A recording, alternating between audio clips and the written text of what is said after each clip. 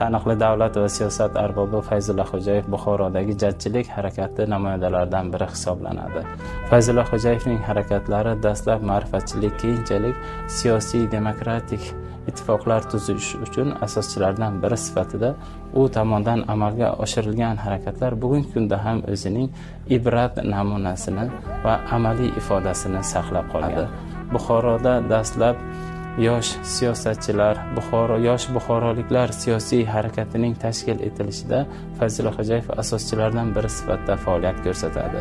1920-yil 14-sentyabrda Buxoro Xalq Respublikasi tuzilganda va uning 1924-yilgacha bo'lgan faoliyati davomida Fayzulla Xo'jayev qator yuqori lavozimlarda faoliyat ko'rsatadi.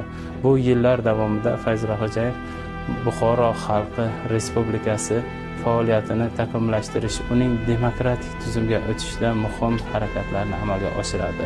Undan so'ng 1924 va 1937-yillar oralig'ida O'zbekiston SSR davlat boshqaruvida qator yuqori lavozimlarda Fayzulla Xo'jayev faoliyat yuritadi. Ushbu faoliyati davomida bir necha bor tanqidlarga uchragan bo'lishiga qaramasdan o'zining yurt oldidagi burchini lozim darajada bajaradi.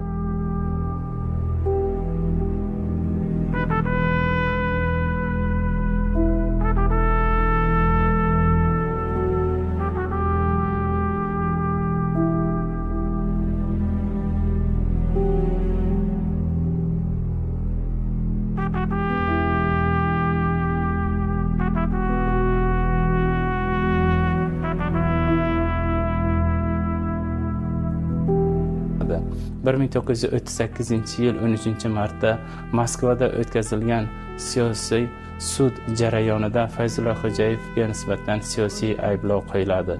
38-yil 15-mart sanasida Butva maydonida qator siyosiy qatag'onga uchraganlar qatorida Fayzulla Xo'jayev qatl etiladi.